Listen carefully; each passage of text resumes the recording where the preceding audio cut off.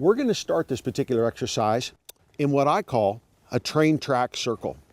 And in this train track circle, you can be working on and checking out part number one, making sure your horse is soft in their face. I call it a train track circle because I envision a train on a track. My horse's nose is the engine, my horse's tail is the caboose, and if this train was going around this track, the arc would continually stay the same. My horse's body is in a curvature. I can see my horse's right eye. I'm wrapping my horse around my right leg. And walking around in a correct train track circle is harder than you think. Sometimes they'll start shouldering in, or if you bend them too much, like, I lost the hind end. All these things can happen. But getting that horse to step up into that circle and walk around, seeing that eye in the direction in which you're going. Now, in a moment, I'm going to change my horse's body configuration, but still have the frame of reference of this train track circle. I'm going to put my horse in a counter bend. I'm going to lift with my left rein. I'm going to put my left spur way up by the cinch. I'm going to keep some forward, and I'm going to walk those shoulders around. That left front foot to step over that right front foot. And now I'm going to let my horse back out of that counter bend and into a train track circle again. I'm trying to establish some exercise, some movement that I can do that gives me shoulder control. And this is where we need to turn our toe out and down and put that spur right up by the front cinch. If you're not careful, every time you spur your horse, you just come back like that, oftentimes just banging the back cinch.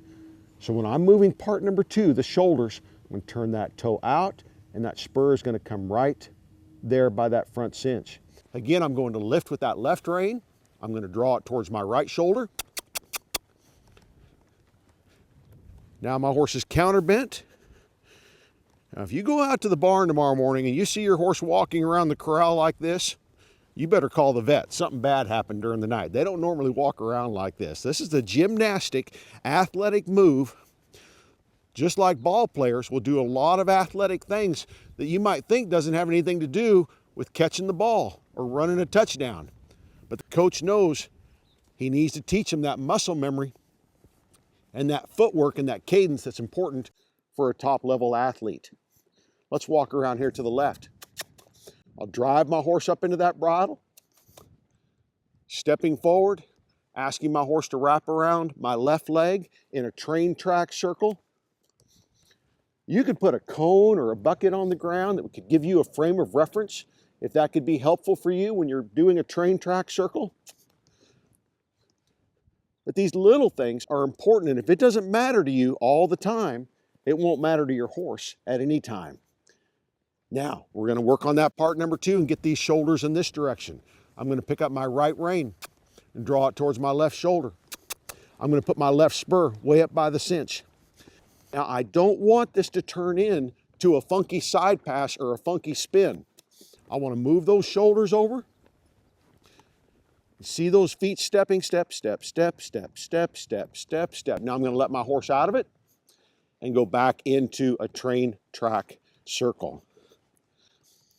You have heard trainers, someone's given you a lesson, you've observed a horse and said he's dropping his shoulder, he's falling to the inside. We've got to have a way to pick up those shoulders and move them over and out of the way. There's got to be meaning there. You don't have to do it just like I do it, and you don't have to call it just what I call it, but you've got to do something to get control over these body parts. You get these body parts working for you, you get control of each one of these areas of your horse's body, then you will be prepared for higher levels of performance, and you can go on and do those things that you've always envisioned doing and always dreamed about. I'm Richard Winters, and I appreciate you watching.